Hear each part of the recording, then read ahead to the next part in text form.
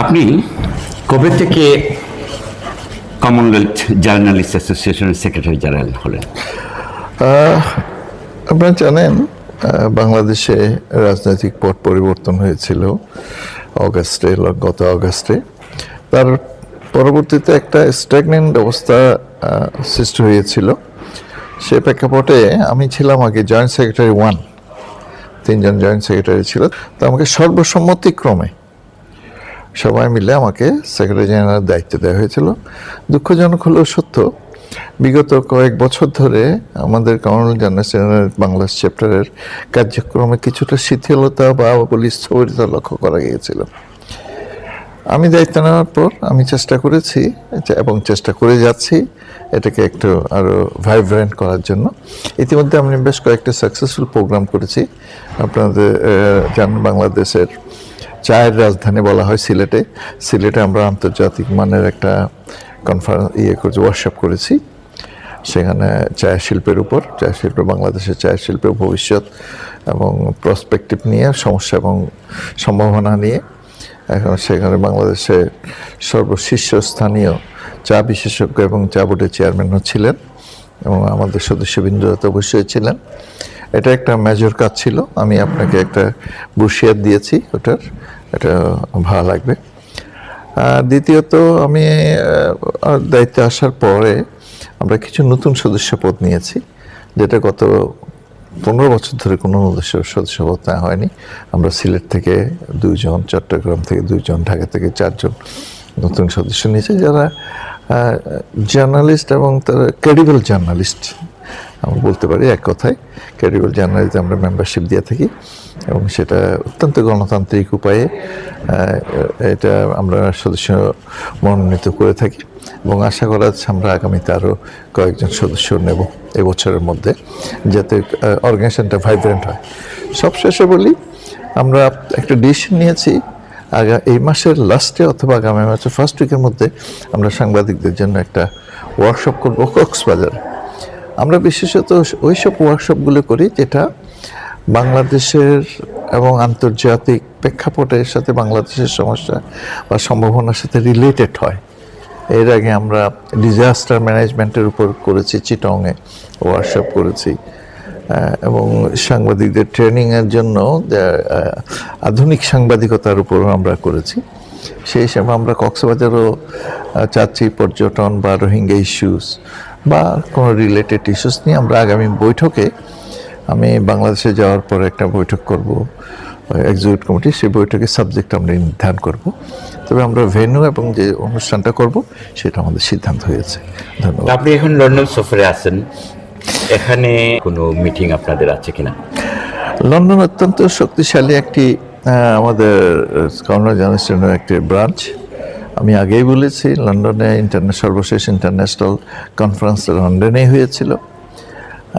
Asia, Africa, Canada থেকে প্রতিনিধিরা সবাই এসেছে, কমনওয়েলথ প্রতিনিধিরা। আপনার সেই অনুষ্ঠানটা আমার মনে আছে এবং আমি অনেক কাভারেজ দিয়েছি। শাহরিয়ার ভাই আমাদের লন্ডনের সৈয়দ নাহাস পাশা একজন আমাদের খুব অ্যাক্টিভ মেম্বার আছেন, উনি লন্ডন শাখার চ্যাপ্টারের দায়িত্বে আছেন, আরও অনেকেই আছেন। তো আমি চেষ্টা করছি, আর আমাদের সাথে ওদের একটা মিটিং আছে, আজ বা কাল একটা মিটিং হবে। তো ওখানে আমরা চেষ্টা করব বাংলাদেশের সাথে লন্ডনের যৌথভাবে কিছু করা যায় কিনা, আপনার এক্সচেঞ্জ প্রোগ্রাম, জার্নালিজমের ট্রেনিং প্রোগ্রাম, এগুলো কিছু করা যায় কিনা, ইস্যুগুলো নিয়ে আমরা আলোচনা করব। আশা করি একটা পজিটিভ কিছু কমনওয়েলথ জার্নালিস্ট ইউনিয়নের পক্ষ থেকে কিছু করতে পারবো। সাংবাদিকতার বিকাশে আপনারা কি কর্মসূচি গ্রহণ করেছেন বা করে থাকেন? ধন্যবাদ। কমনওয়েলথ জার্নালিস্ট অ্যাসোসিয়েশন আপনি জানেন একটা ইন্টারন্যাশনাল অর্গানাইজেশন। এটাতে আমাদের কমনওয়েলথ দেশগুলি প্রায় সবগুলো এটার সদস্য। বাংলাদেশও এর একটা অন্যতম প্রধান সদস্য এবং কমনওয়েলথ জার্নালিস্ট ইউনিয়নের প্রতিষ্ঠার সময় বাংলাদেশের অবদান, বাংলাদেশ চ্যাপ্টারের অবদান খুব অগ্রগণ্য ছিল। বিশেষ করে বাংলাদেশ চ্যাপ্টারের প্রতিষ্ঠাতা সভাপতি হাসান শাহরিয়ার সাহেব প্রখ্যাত সাংবাদিক, আমি বলবো আন্তর্জাতিক পরিমণ্ডলে তার ভীষণ পরিচিতি রয়েছে। উনি ডন পত্রিকায় ছিলেন, পাকিস্তানের খালিজ টাইমসে ছিলেন, তারপরে আপনার টাইম পত্রিকায় ছিলেন, কাজ করতেন, এবং সর্বশেষ দৈনিক ইত্তেফাকের উনি এক্সিকিউটিভ এডিটর ছিলেন। অবশ্য তারও পরে দৈনিক ইত্তেফাক থেকে তিনি ভলান্টারি রিটায়ারমেন্ট নেওয়ার পর আমার সম্পাদনায় একটা পত্রিকা চিটং থেকে বেরিয়েছিল 2007 সালে, ডেইলি পিপলস ভিউ, ওটার উনি প্রধান সম্পাদক ছিলেন। তো কর্নেল জার্নালিস্ট ইউনিয়নের আমি প্রায় আজ 20 বছর ধরে ওটার আমি সদস্য। এবং আপনার মনে থাকার কথা, লন্ডনে কমনওয়েলথ জার্নালিস্ট ইউনিয়নের যে ইন্টারন্যাশনাল কনফারেন্স হয়েছিল সর্বশেষ, সেটাতে বাংলাদেশ থেকে আমরা 2 জন নির্বাহী কমিটিতে ছিলাম। আমি সেখানে এক্সিকিউটিভ মেম্বার, বাংলাদেশ থেকে এক্সিকিউটিভ মেম্বার হিসেবে মনোনীত হয়েছিলাম বা নির্বাচিত হয়েছিলাম, এবং সেটা পরবর্তীতে এক্সটেন্ডেড হয়েছিল। সেই হিসাবে এখনো আমি দায়িত্ব রয়েছি। আপনি বলছিলেন জুলাই আগস্টে এই ছাত্র গণ অভ্যুত্থানের পরে আপনি নতুন দায়িত্বে এসেছেন। এই অভ্যুত্থানের পরে বাংলাদেশের যে পরিবর্তন এবং ডক্টর ইউনূসের নেতৃত্ব, একজন সাংবাদিক হিসেবে আপনি কিভাবে দেখছেন? ধন্যবাদ। এটা খুব এক্সাইটিং নিউজ আমার জন্য। এক্সাইটিং হবে আমার এই বিষয়ে বলার জন্য। আপনাকে আমি আগেই বলেছি আমার সাংবাদিকতার জীবনে নিয়ে। আমি চট্টগ্রামের প্রেস ক্লাবের সেক্রেটারি জেনারেল ছিলাম। আমি চট্টগ্রাম সাংবাদিক ইউনিয়নের 2 দফা সেক্রেটারি ছিলাম, এবং নানান দায়িত্ব পালন করেছি। বিইউপিসির আমি ফাউন্ডার মেম্বারদের মধ্যে, যারা ফাউন্ডার টিমে আমি ছিলাম। চট্টগ্রাম সাংবাদিক ইউনিয়ন রিপ্রেজেন্ট করেছি আমি তখন অন্যতম সদস্য হিসেবে। তো সেই প্রেক্ষাপটে আমি একটু মোটামুটি সামাজিক কার্যক্রম নিয়ে আমি একটু সচেতন ছিলাম বলে মনে করি আমি নিজেকে, মানে শুরু থেকে, ফ্রম মাই আর্লি এজ।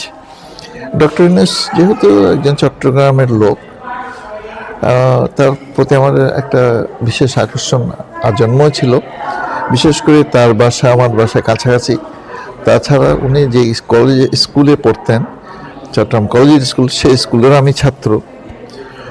তার উপর তার 2 ভাই আমার ক্লাসমেট ছিল, তার পরপর 2 ভাই। ওনারা আপনারা জানেন প্রায় 7 ভাই 3 বোনের মতো। তো তার বড় ভাই, উনি 2 নম্বর ভাই যতটুকু আমি জানি। ওনার এক ছোট ভাই আমার বড় ভাইয়ের বন্ধু ছিলেন। আমার বড় ভাই একজন শিক্ষক ইউনিভার্সিটির। ওনার 2 ভাই আমার ক্লাসমেট, আর 1 ভাই আমার ছোট ভাই ক্লাসমেট। সেই হিসেবে তার সাথে আমার পারিবারিক বন্ধনের একটা ঘনিষ্ঠতা ছিল। উনি আমাকে ব্যক্তিগতভাবে চিনতেন। তারপর যখন আমি ইত্তেফাকে কাজ শুরু করলাম, দীর্ঘ 26 বছর আগেই বলেছি আমি কাজ করেছি। তারও আগে আমি চট্টগ্রাম সাংবাদিক ইউনিয়ন প্রেস ক্লাবের নেতৃত্ব দিয়েছি। সেই হিসেবে ডক্টর ইউনূস আমাকে জানতেন। আমি বলবো না, আমাকে নানানভাবে, যেহেতু উনি খুব সব কিছু খবর রাখতেন, সেই হিসেবে আমাকে জানতেন। আমাকে নামেই জানতেন, মনসুর নামে আমাকে খুব স্নেহ করতেন।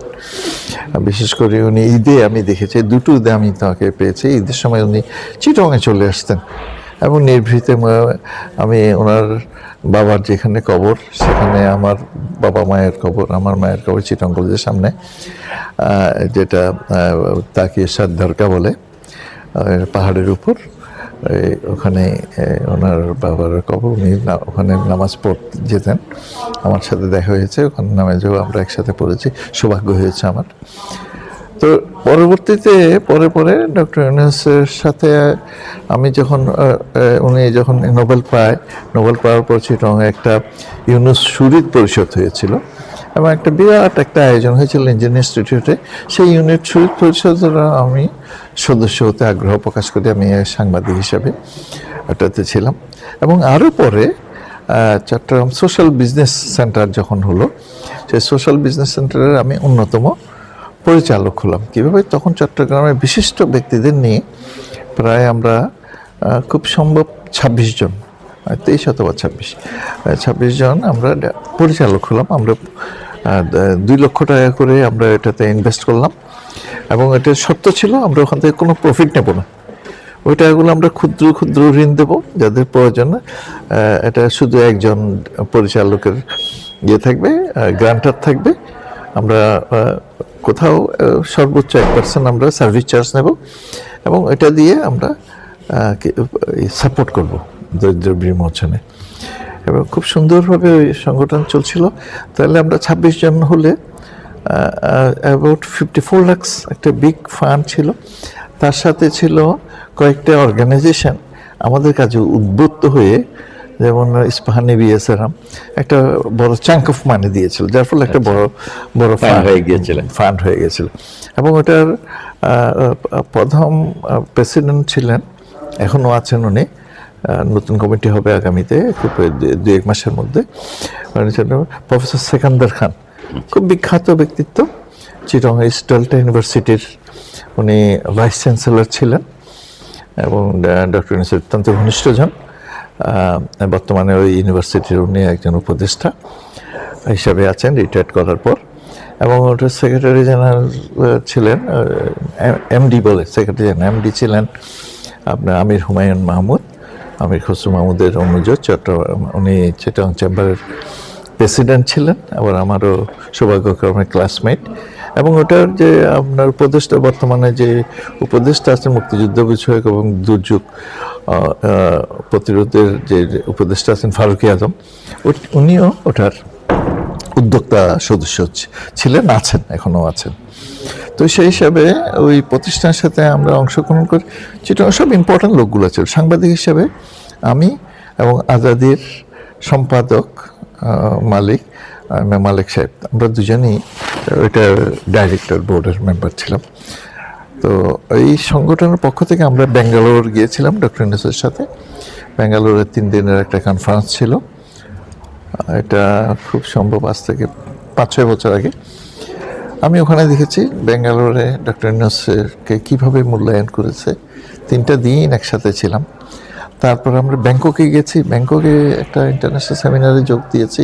সেখানেও আমাকে তাকে ঘনিষ্ঠভাবে দেখার সুযোগ হয়েছে। বিখ্যাত লোকজন গেছিল, এই আসিফ নজরুলও ছিলেন, তারপরে আপনার অ্যাডভোকেট মঈনুদ্দিন, খুব নাম করা লোক ছিলেন, ওনারাও ছিলেন। খুব বিখ্যাত লোকজন ওই কনফারেন্সে ঢাকা চট্টগ্রাম থেকে গিয়েছিলেন। We had a very big Bangladeshi team in the conference. সর্বশেষ আজ থেকে বোধহয় তাও 4-5 বছর আগে এইসব কনফারেন্সের পরে আমরা প্যারিসে যে কনফারেন্স হলো সোশ্যাল বিজনেসের, সেখানেও আমরা ডক্টর ইউনূসের সাথে ছিলাম। একই সাথে আমরা 4-5 দিন কাটিয়েছি, খুব ঘনিষ্ঠভাবে আমরা কাটিয়েছি। সেখানে ওনার সব সেশনে অ্যাটেন্ড করেছি, ওনার বক্তব্য শুনেছি, ওনাকে কীভাবে প্যারিসের মেয়র ওনাকে কীভাবে সম্মাননা জানালেন, ওনাকে সোশ্যাল বিজনেসের জন্য একটা বিশাল ফ্রান্সের প্যারিসের সবচেয়ে দামি এলাকায় ওনাকে বিনামূল্যে একটা ভবন দিয়ে দিয়েছেন তাদের কার্যক্রম পরিচালনার জন্য। বিশাল ব্যাপার। ভদ্রমহিলা। যখন ডক্টর ইউনূস নোবেল পুরস্কার পেলেন তখন তিনি লন্ডন হয়ে বাংলাদেশে গিয়েছিলেন। আমরা এখানে একটা বিশাল সম্বর্ধনার আয়োজন করেছিলাম, আলেকজান্ডার প্যালেস, এখানকার সর্বোচ্চ মর্যাদা সম্পন্ন ভেন্যু। এবং সেখানে প্রায় 4000-এর মতো মানুষ অংশ নিয়েছিলেন। এবং এই দেশের এমপি এমইপি থেকে শুরু করে বড় বড় ব্রিটিশ রাজনীতিকরা ছিলেন।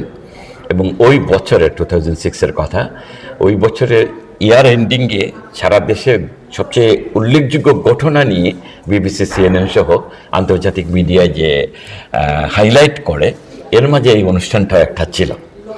এবং আমরা খুব মুগ্ধ ছিলাম, একজন অর্গানাইজার হিসাবে আমরা খুব মুগ্ধ ছিলাম। এবং সেখানে তিনি 45 মিনিট বক্তব্য রেখেছিলেন। এবং পরবর্তীতে যখন ওনার সাথে আমাদের আবার দেখা হয়েছে, উনি বলছেন যে এটা তার জীবনে একটা সেরা বক্তব্য। এবং সত্যিকার অর্থে যারা এখনও শুনে, ইউটিউবে আছে এটা, তারা মুগ্ধ হয়ে যায়, মানে অনেক কিছু শেখার আছে। এখন আমি আপনাকে জানতে চাইব, ডক্টর ইউনূসের মতো আন্তর্জাতিক খ্যাতিসম্পন্ন ব্যক্তিত্ব বাংলাদেশের এই রাজনৈতিক হাল ধরায় অন্তর্বর্তীকালীন সরকারের প্রধান হয়, ইতিমধ্যে বিশ্বব্যাপী বিভিন্ন জায়গাতে যে সাড়া পাচ্ছে, এটা তো আমরা প্রত্যক্ষ করছি। দেশ থেকে কাছে থেকে আপনারা কিভাবে দেখছেন? Thank you. কয়েক মাস না, মাস দুয়েক আগে চট্টগ্রাম টিভিতেও ওনাকে নিয়ে একটা অনুষ্ঠানে কথা বলার আমার সুযোগ হয়েছিল। তো আমি নিঃসংশয়ে বলতে পারি, ডক্টর ইউনূসের বয়সকালে ওনার স্তরের আর কোনো বাঙালি নেই, সর্বশ্রেষ্ঠ বাঙালি উনি। ওনার বয়সকালের উনি সর্বশ্রেষ্ঠ বাঙালি করতাম। এমনকি ওনার বয়সকালে পৃথিবীতে রাষ্ট্রীয় প্রটোকল আলাদা জিনিস, আমেরিকার প্রেসিডেন্ট বা রাশিয়ার প্রেসিডেন্ট আলাদা জিনিস, কিন্তু ব্যক্তিত্ব হিসাবে এখনকার পৃথিবীতে অনেকেই বলছেন যে তিনি তুলনাহীন। আমি খুব সিম্পল ওয়েতে বলি যে ওনার যত বক্তব্য আমি শুনেছি, আমার তো শোনার সুযোগ হয়েছে, সর্বশেষ শুধু একটা বক্তব্য শোনার বাকি ছিল, সেটাও শুনেছি চাটগাঁইয়া ভাষায়, যেটা দারুণ। মানে আমরা তো চিরঙের লোক, তো সেই হিসেবে জানি চাটগাঁইয়া ভাষা এত সহজ সুমধুরভাবে উনি বলেছেন, এটা সাধারণ চিটগনিয়ানরাও কিন্তু এত সুমিষ্টভাবে সুন্দরভাবে বলতে পারবেন না উনি যেভাবে বলছেন। অনর্গল বলেছেন, তেমনি অনর্গলভাবে উনি বাংলা বলেন, তেমনি অনর্গলভাবে উনি ইংরেজি বলেন। মানে প্রত্যেকটা ভাষার উপর একটা এত সুন্দর ওনার প্রেজেন্টেশন, ওনার উপস্থাপনা, এটা ভাবা যায় না। আরেকটা জিনিস আপনি দেখবেন, ওনার বক্তব্যে কোনো ঘোর পেচ মার পেচ নেই, খুব সহজ সরলভাবে সবকিছু বলেন। ওনার যে ছোটবেলা থেকে ওনার অটোবায়োগ্রাফি পড়িনি, কিন্তু উনি যেভাবে উনি বর্ণনা করেছেন, একটা মিটিং আমি দেখেছি প্রায় 45 মিনিট, আপনি যেটা বললেন চিটংয়ে, তার স্কুল প্রাইমারি স্কুল জীবন থেকে ওনার আমেরিকায় ডক্টরেটশিপ পর্যন্ত যেভাবে উনি সরলভাবে বয়ান করে গেছেন, এটা অ্যামেজিং। আপনার কল্পনার চোখটা খুলে যাবেন। উনি আপনার গাড়ি নিয়ে পুরো ইউরোপ ঘুরে, স্কাউটার হিসেবে, উনি স্কাউটার ছিলেন, আমিও স্কাউটার ছিলাম, স্কাউটার হিসাবে উনি কানাডা থেকে গাড়ি নিয়ে ইউরোপ হয়ে, এশিয়া মাইনর হয়ে গাড়ি নিয়ে কয়েকজনের টাকা বাঁচিয়ে গাড়ি ভাড়া করে, তখন সুযোগ ছিল, তো ওনার পাকিস্তান পর্যন্ত, তৎকালীন পাকিস্তান পর্যন্ত গাড়ি নিয়ে এসে যে বর্ণনাগুলো উনি করেছেন, এটা অভাবনীয়। তো আমি মনে করি আমরা সৌভাগ্যবান বর্তমান রাজনৈতিক পট পরিবর্তন উনি যেভাবে হাল ধরেছেন। ওনার বিকল্প কে হতে পারে, তখন কে ছিল সেটা আমরা ভাবতে পারিনি। আমার মনে হয় অত্যন্ত সংকটময় মুহূর্তে ডক্টর ইউনূস জাতিকে যে সেবা দিয়ে যাবেন, সেটা আমাদের ইতিহাসে, বাঙালির ইতিহাসে, বাংলাদেশের ইতিহাসে একটা উজ্জ্বল অধ্যায় হিসাবে থাকবে। আরেকটা কথা বলি, অনেকেই মনে করছেন যে উনি রাজনীতিতে জড়াবেন না। উনি একবার উনি বলেছেন যে আপনার 9/11-এ যখন 1/11-এ উনি যখন একটা রাজনৈতিক দল করার জন্য উদ্যোগ নিয়েছিলেন, তখনই তিনি বুঝতে পেরেছিলেন যে এই কর্মটি তার জন্য নয়। তার যে সাদা মন দিয়ে তিনি যে একটা রাজনৈতিক সংগঠন করতে চেয়েছিলেন, আমাদের দেশের সেই মানের আমরা সংস্কৃতি সেরকম আমরা উত্তরণ করতে পারিনি। সেই জন্য উনি বলছেন, উনি যে সেক্টরে কাজ করছেন, সেই সেক্টরেই তাকে সমাজ পরিবর্তন করতে হবে। এখনও উনি যে দায়িত্ব নিয়েছেন, উনি অনেকে মনে করছেন কি উনি অনির্দিষ্টকাল থাকবেন, উনি ইলেকশন দেবেন না। আমি বিশ্বাস করি না। আমি এটাই বিশ্বাস করি উনি তার প্রতিশ্রুতি রক্ষা করবেন এবং উনি প্রতিশ্রুতি অনুযায়ী কাজ করে যাচ্ছেন, কিন্তু সফলতার সাথে। তিনি চাইবেন না এটা সত্ত্বেও, কিন্তু দেশের একটা বড় অংশ মানুষ কিন্তু ইতিমধ্যে ডক্টর ইউনূসকে নির্বাচনের মাধ্যমে হোক বা যারা যে রাজনৈতিক দল নির্বাচিত হবে, সেই দলও যদি সম্মান দিয়ে সর্বোচ্চ আসনে জায়গা দিয়ে, তাহলে দল হিসেবে তারা এবং জাতি হিসেবে আমরা সকলে এক নতুন দিগন্ত উন্মোচিত করতে পারবো। বাংলাদেশ এক নতুন মর্যাদায় বিশ্বের সামনে এগিয়ে যাবে, এরকম একটা প্রত্যাশা কিন্তু মানুষের মাঝে জাগছে। আমি এটা মনে করি না। আমি মনে করি না যে উনি কোনো রাজনৈতিক দলের হয়ে দেশ পরিচালনার সাথে সংযুক্ত থাকবে। তবে আপনার মনে হয় জাস্টিস সাহাবুদ্দিনের কথা মনে আছে, তেমনি যদি কোনো দল যদি ওনাকে সম্মানের আসন দিয়ে যদি রাষ্ট্রপতি বা সেই মর্যাদায় রাখে, তাহলে কিন্তু আমরা তার সেবা এবং আমার ধারণা যারা জুলাই আগস্টের বিপ্লব তারাও তাই চায়, তারা সেটা চাচ্ছে। যে কোনো দলই আসুক, প্রেসিডেন্টের পদটা একটা সম্মানের পদ, একটা নিরপেক্ষ পদ, একজন অভিভাবকের পদ, সেখানে তাকে আসন করা যে কোনো দল নির্বাচিত হলে ওনাকে দিতে পারেন। আপনি সৌদি আরবে যাচ্ছেন একটা সেমিনারে, কি বিষয় এবং আপনার সেখানে দায়িত্ব আছে কিনা? ধন্যবাদ, আপনি একটা খুব উল্লেখযোগ্য ইস্যু নিয়ে আমাকে প্রশ্ন করেছেন। আমি দীর্ঘ প্রায় 27 বছর কাল যাবৎ সাংবাদিকতার পাশাপাশি কিছু সোশ্যাল ওয়ার্ক করে আসি।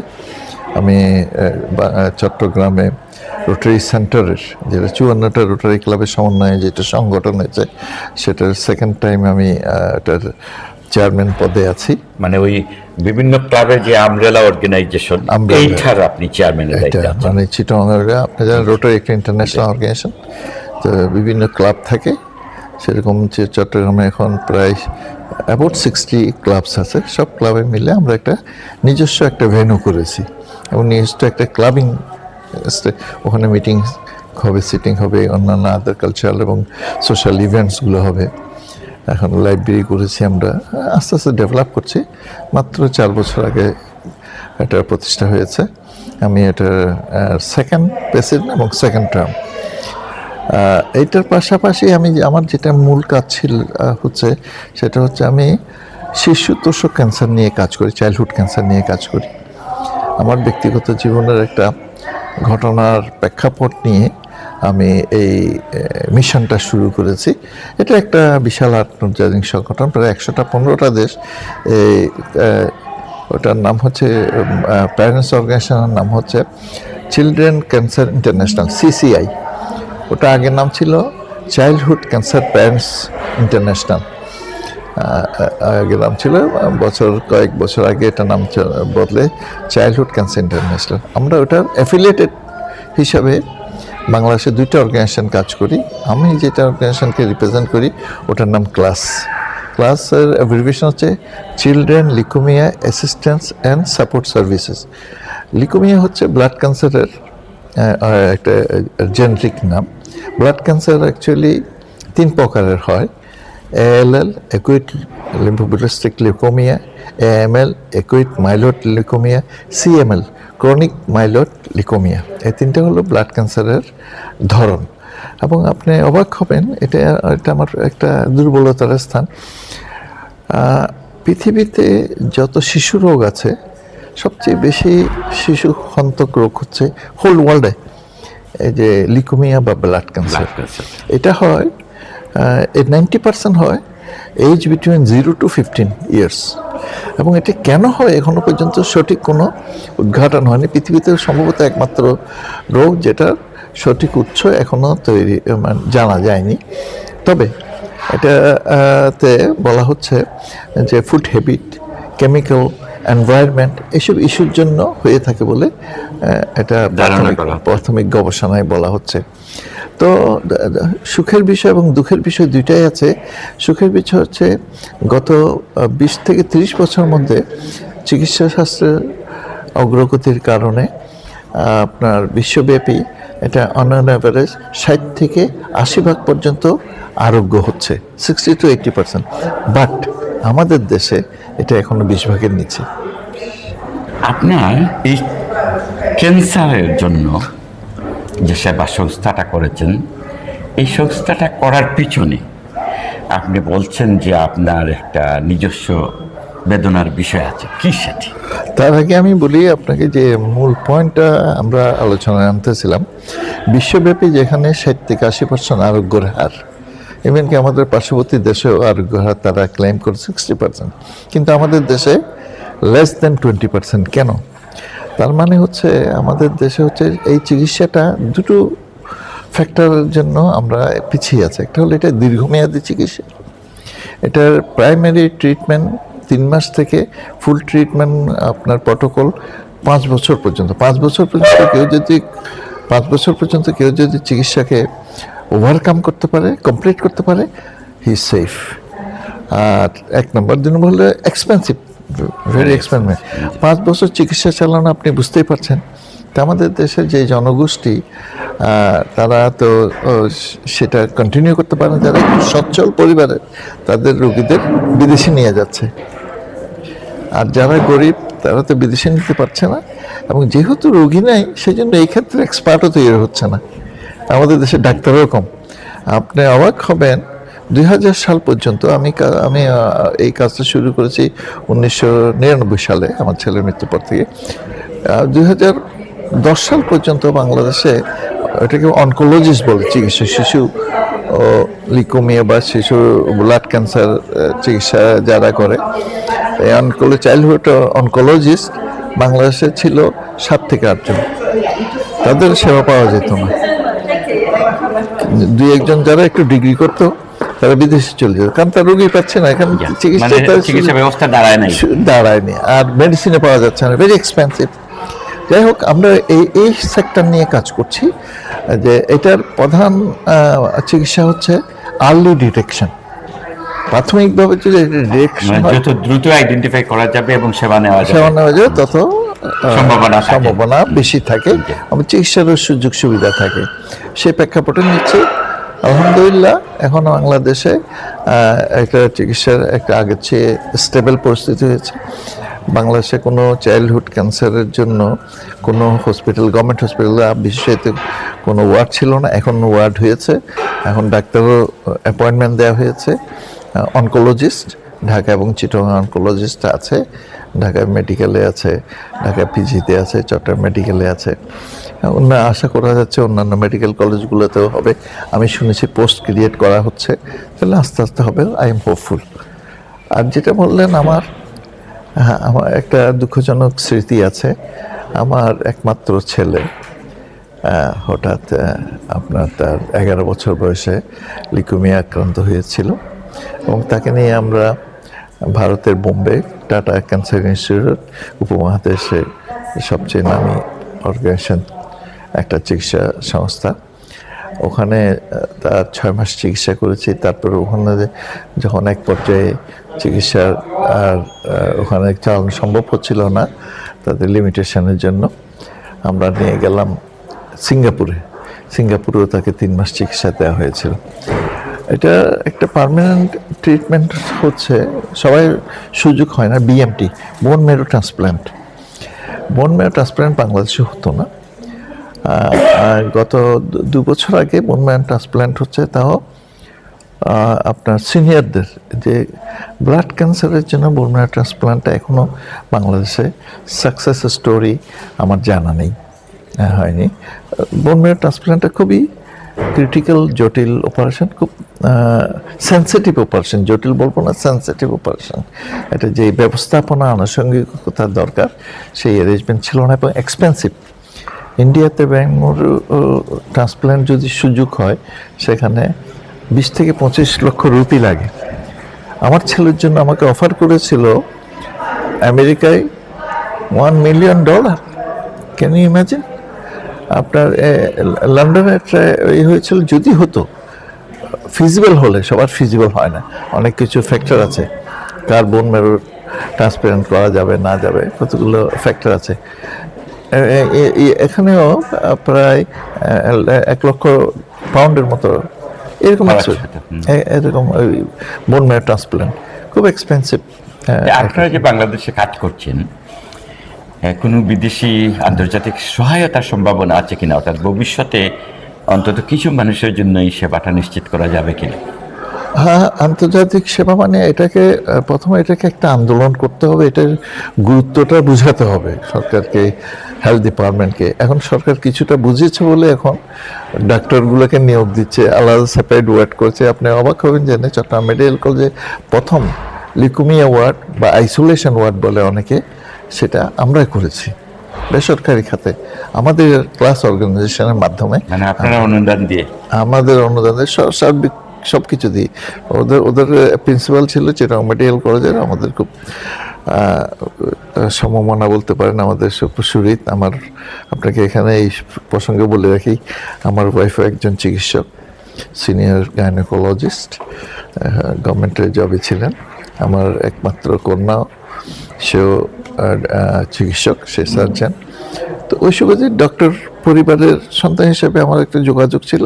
আমরা হসপিটালে সাপোর্ট পেয়েছি বলে ওখানে একটা পরিত্যক্ত জায়গায় আমরা ওয়ার্ডটা করে দিয়েছি। খুব সুন্দর করে ওয়ার্ডটা করে দিয়েছে, এটা আশার সঞ্চার করেছে। এটা তখনকার বিভিন্ন নতুন মাত্রা সৃষ্টি হয়েছে, বিভিন্ন সময় সরকারের আগ্রহ আমরা দৃষ্টি আকর্ষণ করতে পেরেছি। একদম মন্ত্রণালয় লেভেল থেকে শুরু করে লোকাল লেভেল পর্যন্ত সভা, সেমিনার, সিম্পোজিয়াম করে তাদের আকর্ষণ করতে পেরেছি।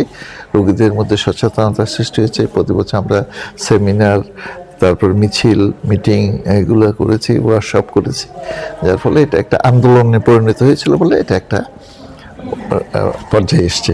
আমি রিয়াদে যাচ্ছি সেরকম সেই সংগঠনের একটা আন্তর্জাতিক সম্মেলনে, যাতে রিয়াদে হবে। এটা 3 দিন ব্যাপী।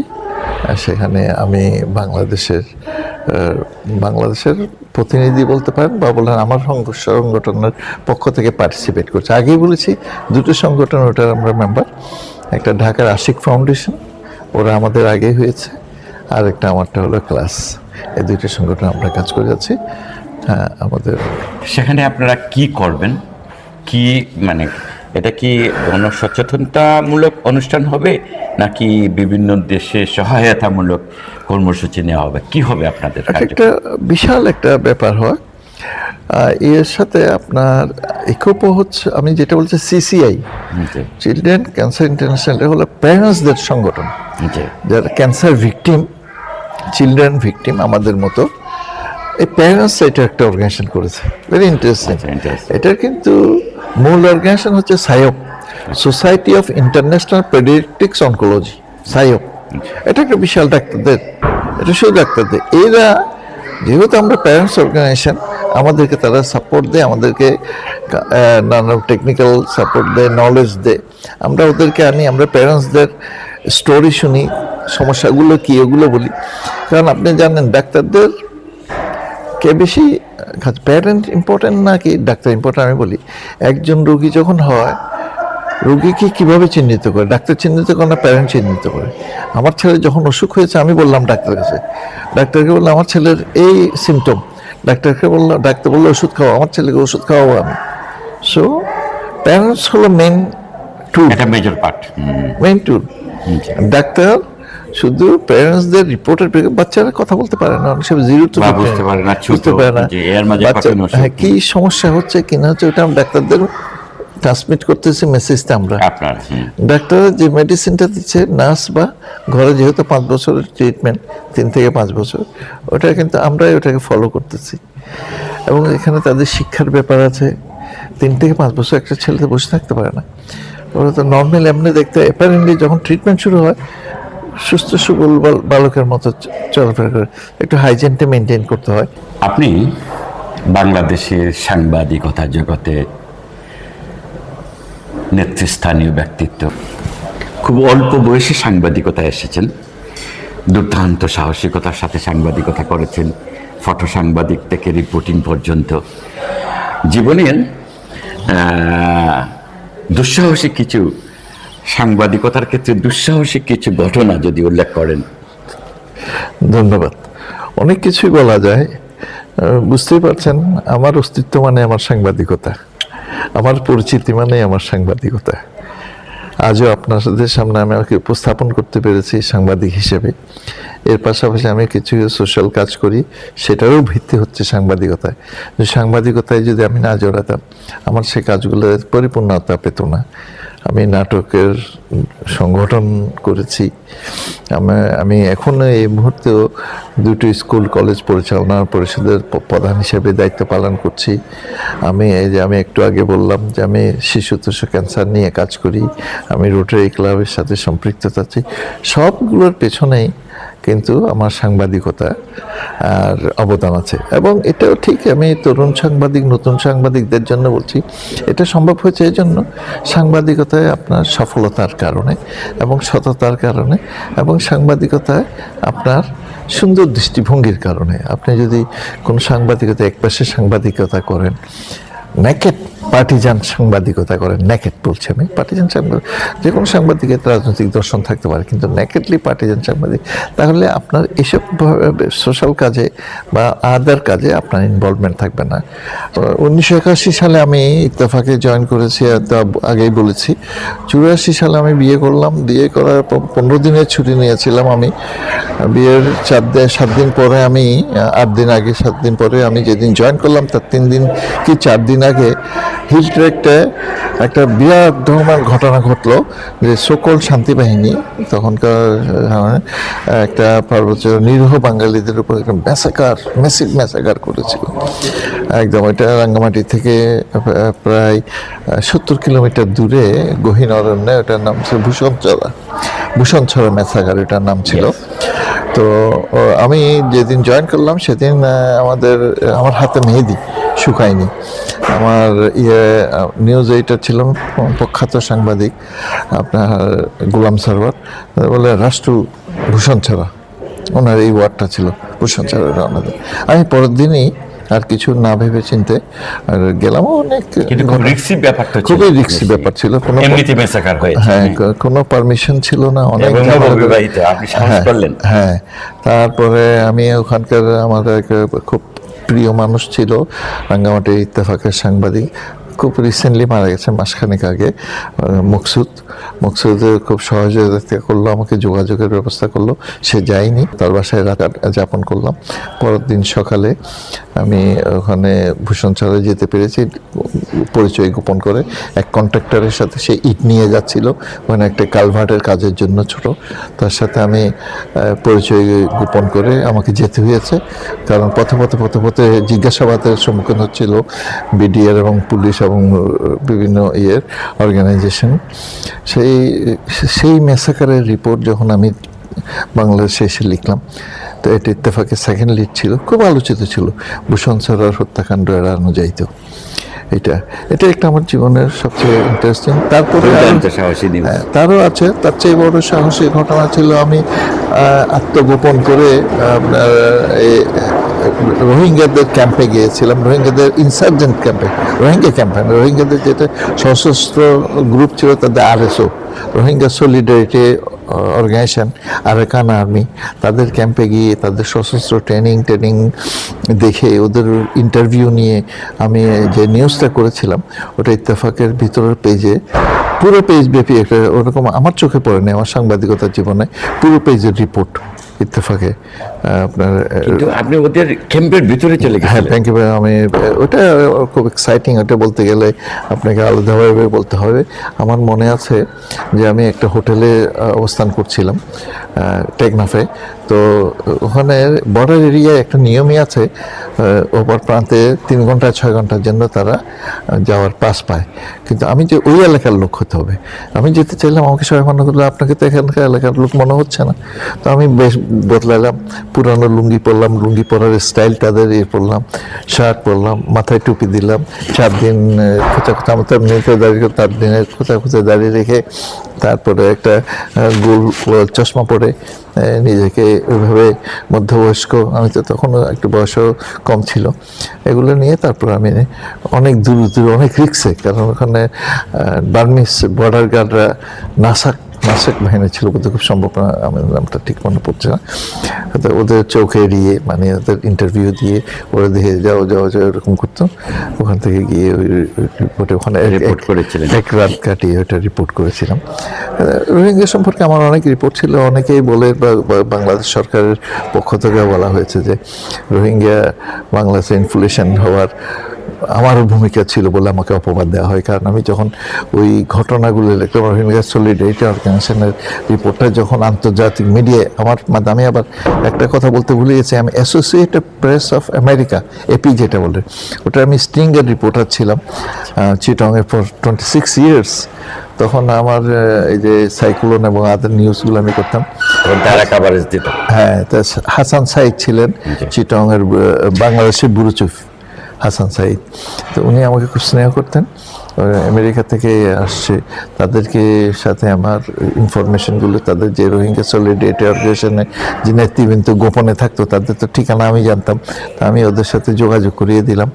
সেই হিসাবে আমি একটা খুব ওদের কাছ থেকে খুব সম্মানিত হয়েছিলাম অ্যাসোসিয়েট প্রেসের পক্ষ থেকে। তো এটা একটা আমার জীবনের উল্লেখযোগ্য অংশ ছিল।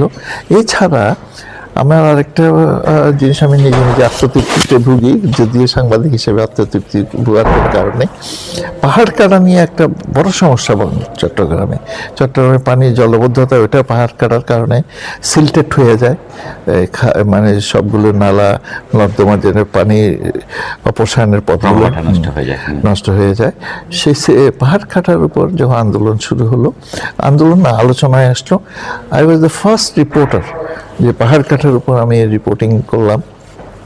এবং ওইটার উপর আমাদের তখন এডিটর আনোয়ার হোসেন মঞ্জুর, তখন শুদ্ধ আমেরিকা থেকে এসছে, উনি ওইটার উপর পোস্ট এডিটোরিয়াল লিখলেন। উনি চিটাগং গিয়েছিলেন, ওটার সমস্যাটা উনি বুঝতে পেরেছিলেন, বুঝতে পেরে আমাকে বললেন, এবং আমার রিপোর্টের ভিত্তিতেই সংসদে এটা আলোচনা হওয়ার পর ওখানে একটা এসআরও জারি হয়েছিল পাহাড় কাটা নিষেধ, পরে এটা আইনে পরিণত হয়েছে।